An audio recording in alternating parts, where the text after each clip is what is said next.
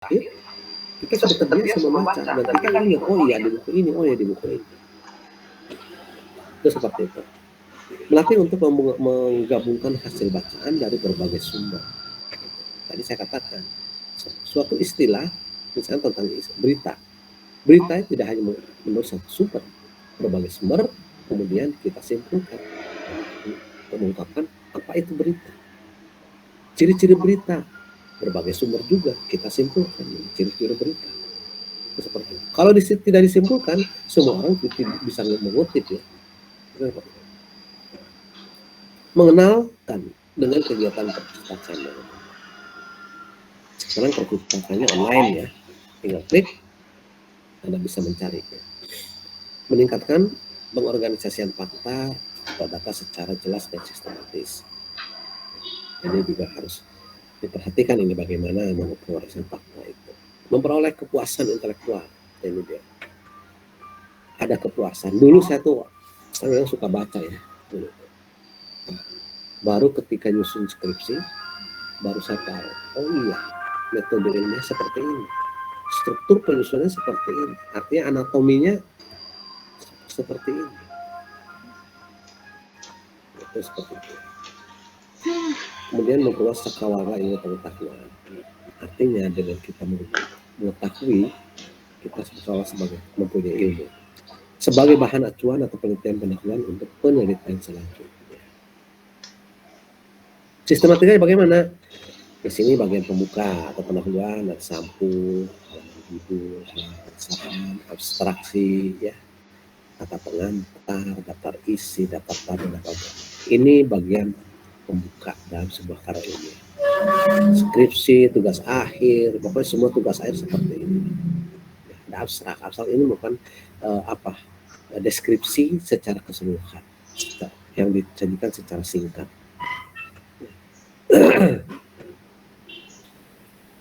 Bagian isi, ada pendahuluan, ada latar belakang masalah, ada perumusan masalah, ada pembatasan masalah, ada tujuan penulisan, ada metode penulisan. Ini bagian isi seperti itu. Ya.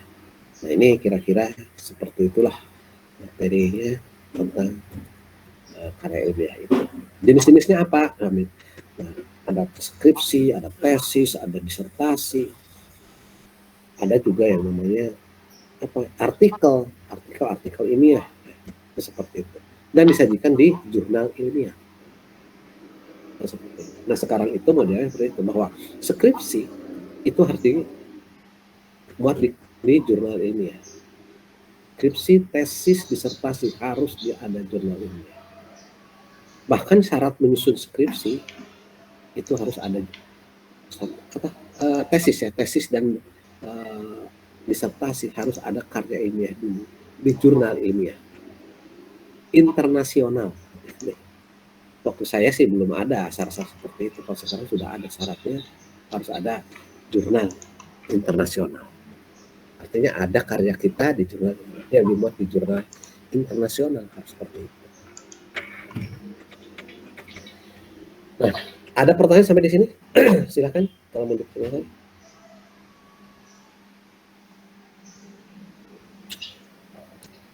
Memang menerima istilah-istilah dalam mata kuliah seperti ini memang agak ilmiah ya, sulit ya istilah-istilah.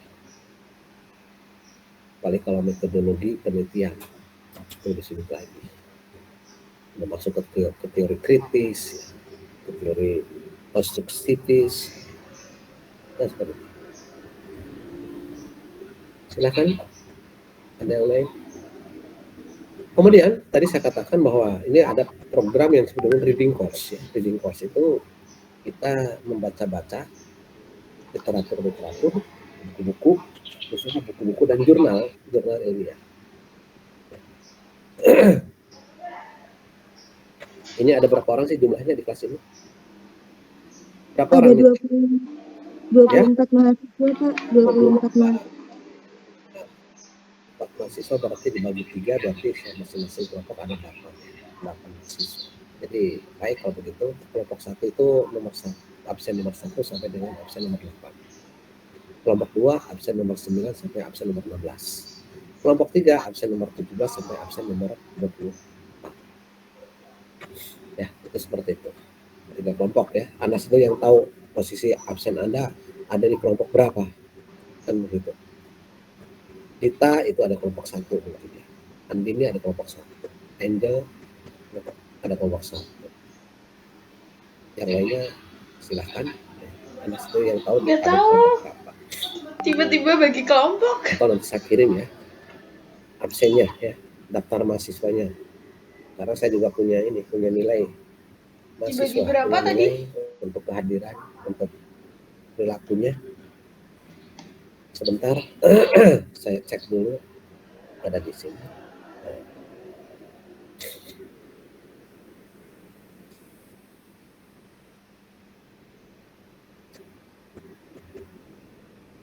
Daftar mahasiswa kelas PB4A nih ya. Betul, Pak. Ya, 4A ya. Iya, betul. Ayolah.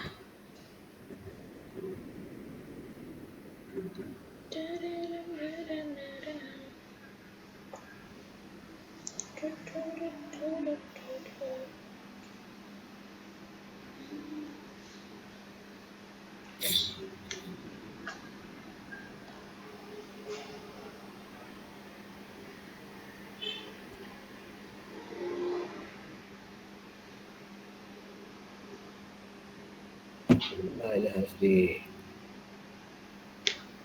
terus dulu ya.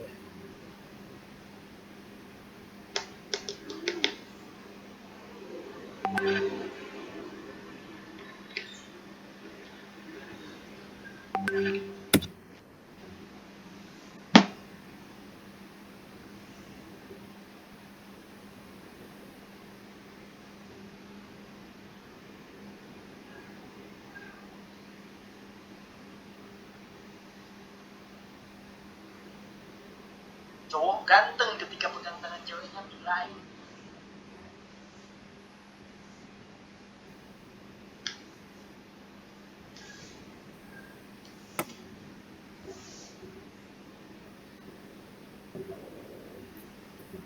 Siapa?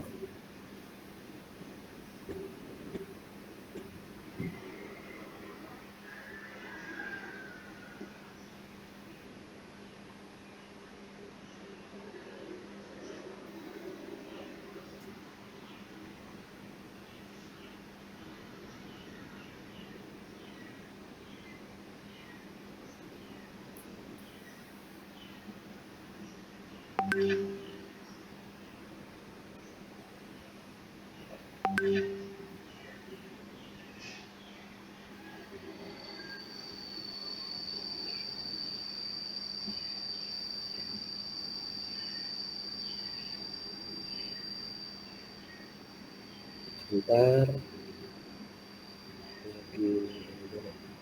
Mana ya?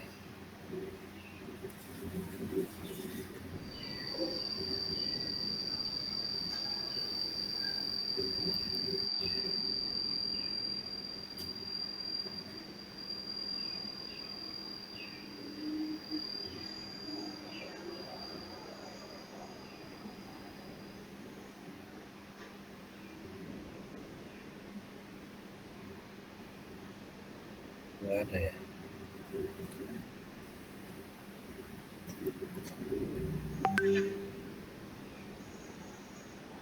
Nggak ada.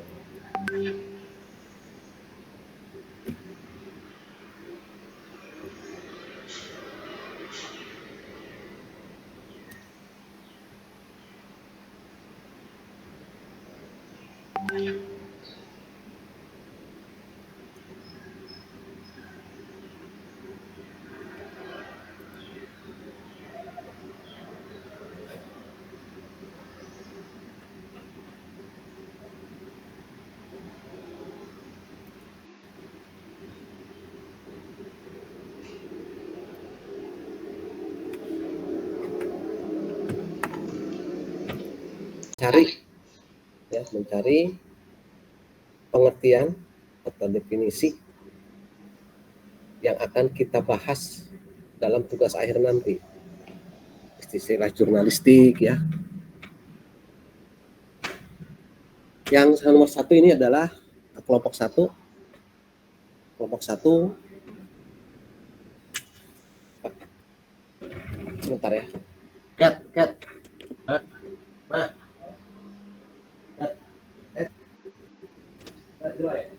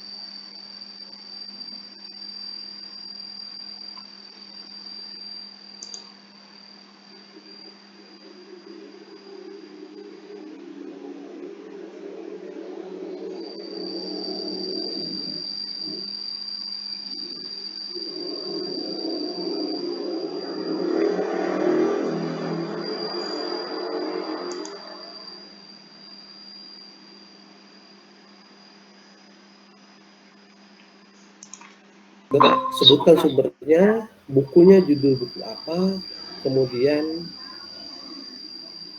tahun terbit buku itu apa, penerbitnya siapa, nama penerbitnya juga harus jelas. Nah, penerbit bukunya apa. Kemudian kalau dari jurnal ilmiah ya, jurnal apa, ya. Penerbit jurnalnya namanya jurnal apa. Oh, bisa ada jurnalnya juga ya, paling tidak ada 1 jurnal, 2 jurnal, seperti itu. Itu yang kelompok 1. Di samping foto berita itu kan ada, kalau foto berita itu ada penjelasan tentang foto ya, yang disebut dengan caption ya. Tahu? Udah diajarkan itu ya? Sudah, Pak. Caption foto itu. Pengertian caption itu apa? Sebelum itu, maaf, sebelum captionnya, tentang foto berita itu harus jelas juga syarat-syarat foto berita itu. Menurut siapa, ya? Bukunya, judul bukunya apa, halaman berapa, ya? Terbitnya tahun berapa, dan diterbitkan oleh penerbit siapa, penerbitnya apa. Penerbitnya apa, di mana penerbit itu, apakah Bandung atau Jakarta misalnya, atau Depok misalnya, kan seperti itu ya. Itu ada penerbitnya juga, jangan salah. Itu syarat-syarat caption, kemudian struktur caption itu apa, bagaimana struktur caption, sama sumbernya harus jelas semuanya. Kalau tidak ada sumbernya, tidak jelas, maka saya kembalikan nanti. Kemudian itu lagi caption ya, kembali ke caption itu pengertian tentang caption itu menurut siapa, kemudian di buku apa, judul bukunya, halaman berapa, buku tersebut itu tahun berapa terbitnya, dan oleh penerbit apa diterbitkan buku tersebut. Makasih, Bu. Ya, itu caption ya. Itu juga syarat-syarat caption ya, sebuah foto. Struktur caption itu seperti apa. Ya, itu yang kelompok 1 ya. Ada pertanyaan sampai di sini yang kelompok 1?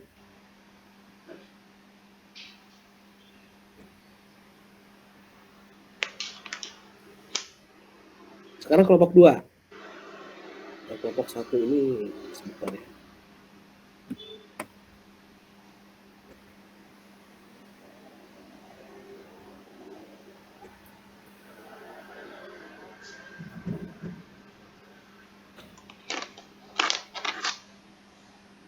Kelompok 1 itu dari namanya Sri Rahayu. Ya. Rahayu sampai ke siapa nih? Andini ya. Andini ya. Kelompok 1. Kelompok 2 dari Mita ya. Sampai dengan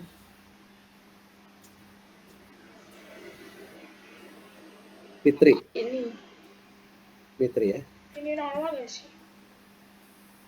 Kelompok 3 selebihnya kelompok 3 dari Najwa sampai ke Muhammad Abdul ya. Seperti itu. Baik, kelompok 2 ya, dari saudara Mita ya. Kelompok 2 itu Mita. Sekarang mengenai berita. Mengenai berita, Anda cari pengertian tentang berita. Syarat-syarat penyajian berita. Kemudian struktur berita menurut siapa, di buku apa, halaman berapa, judul bukunya diterbitkan oleh penerbit apa, ya, penerbit itu adanya kota apa. Seperti itu. Berita. Sampai syarat berita, struktur penulisan berita ya. Yang kelompok 3 itu tentang judul berita, lead berita, syarat-syarat judul berita, syarat-syarat lead berita itu harus jelas juga menurut siapa, di buku judulnya buku apa, halaman berapa, penerbitnya apa, kotanya di mana. Masing-masing ya harus paling tidak ada jurnalnya, dari jurnal, bukan dari jurnal. Sekarang kan tinggal klik saja lah gitu kan, yang penting jurnalnya apa. Karena sekarang itu ada kita bisa ngecek ya. Anda jangan ngambil dari tugas akhir atau apa ya. Tinggal ngecek, aplikasinya kan ada tuh untuk ngecek bahwa ini judul buku ini ada di mana. Makanya kalau dalam penelitian juga seorang itu hati-hati. Nanti dibilangnya itu plagiat. Itu seperti itu. Ya, itu reading course ya, semangat berlatih mencari literatur, membaca literatur. Lalu dikirimkan ke siapa? Ini dia. Anda kirimkan di e-learning. Nanti kan e-learning saja.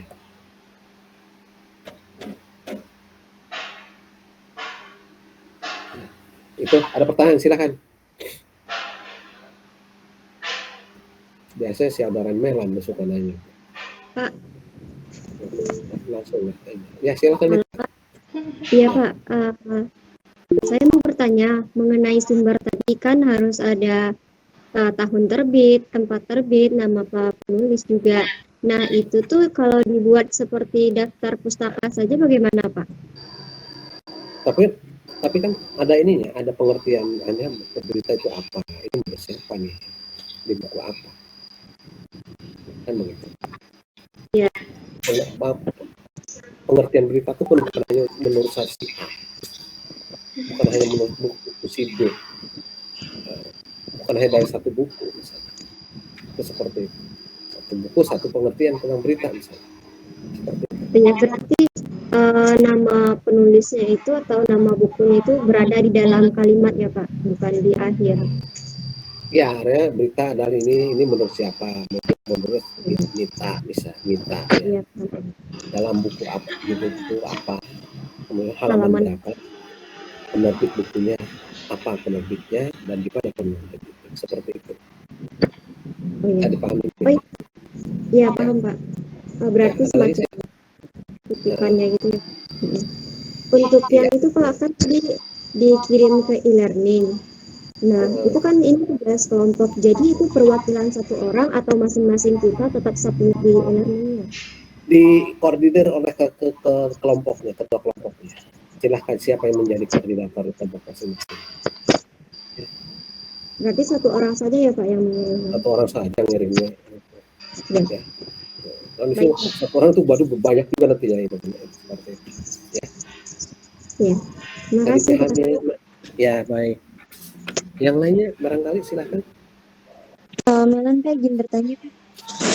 Ya, silakan. Silakan. Ya, terkait dengan yang tadi materi tadi yang pertemuan hari ini yaitu karya ilmiah ya Kak. Kebetulan Kak saya juga ada beberapa lomba karya ilmiah ya Kak.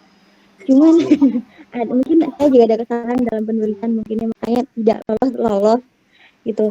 Nah itu ada beberapa yang karena saya anak berita ya agak susah juga kadang dalam karya ilmiah ya kalau apa mungkin otak saya Bagaimana bisa mengedit karya orang kalau dia sendiri tidak pernah menulis? Nah, seperti itu. Seorang editor harus seorang penulis. Kenapa? Dia tahu alurnya. Dia sudah terbiasa dengan menyajikan alurnya seperti apa. Tapi tiba-tiba jadi editor ya repot juga bisa. Kan seperti itu. Itu Pak Joni Ervan. Pak Joni Ervan tadinya editor di Gramedia itu. Tahu Pak Joni Ervan? Itu tadinya editor di Gramedia, Grasindo ya. Penerbit buku Grasindo milik Gramedia itu Pak Joni Ervan dan Pak Mansuk. Pak Mansuk ya. Seperti itu. Emang jadi editor enak, saya juga pernah saya dapatkan apa mengedit di salah satu lembaga ya lumayan juga ya besar dikasih lumayan ya untuk uang jajan sih. Seperti itu ya jamin. Seorang editor pun harus banyak membaca karena apa ketika lihat ini menurut siapa ya? Apalagi kita menulis karya ilmiah. Makanya tadi saya katakan ya, menulis karya ilmiah menuntut kita untuk membaca literatur. Mau tidak mau kita harus membaca. Dan itu akan Anda alami terasa. Ya, Melan, bisa dipahami? bisa Kak, terima kasih Kak atas jawabannya. Ada lagi silakan. Kalau tidak ada, saya akhiri dulu. Jadi itulah yang penting reading course harus ini, ya, yang akan saya tugaskan. Dan mungkin nanti akan berikutnya saya. Kenapa? Nanti tugas akhir yang dikaji itu masalah berita, foto berita, kan seperti itu.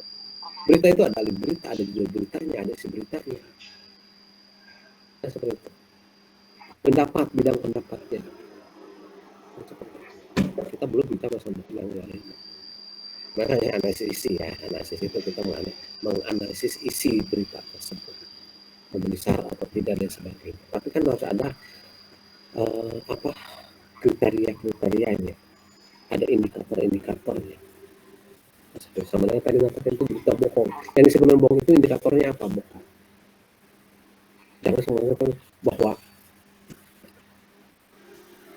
sebagian masjid di Indonesia terpapar radikalisme. Itu pernah diperdebatkan di Dewan itu.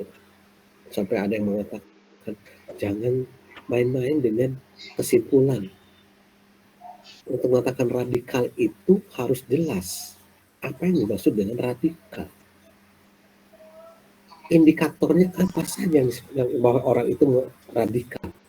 Kan harus jelas indikator. Dia melakukan A, B, C.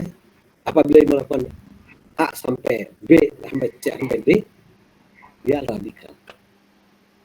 Dia hanya mau sampai dia hanya setengah radikal. Dia tidak mau berarti dia tidak radikal. Harus jelas indikatornya itu radikal. Dan satu lagi yang dimaksud dengan radikal itu apa? Dalam Kamus Bahasa Indonesia sendiri yang radikal itu adalah sudah dalam bentuk tindakan, bukan dalam bentuk pendapat, bukan dalam bentuk. Masa berjenggot aja dibilang radikal? Masa celana cingkrang aja dibilang radikal? Ya repot kalau begitu. Saya juga waktu zaman SMA itu ada model celana cingkrang dulu. SMA itu kita, dan itu model gitu tahun 70 kan itu model kan. Tapi cingkrang gitu kan. Untung dulu zaman Orde Baru itu tidak ada istilah radikal gitu. Sekarang radikal gitu kan. Nah, itu juga harus hati-hati, maka habis tuh orang itu waktu fasilitas ini ada sebagian besar masjid di Indonesia mau terpapar radikalisme. Ya radikal itu apa? Itu juga hati. Sampai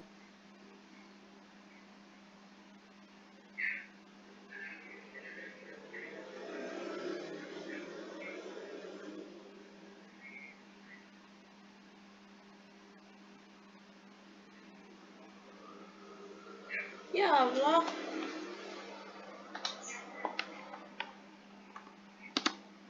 Oke, baik kalau gitu. Kita akhiri sampai sini. Wassalamualaikum warahmatullahi wabarakatuh. Selamat siang. Selesai.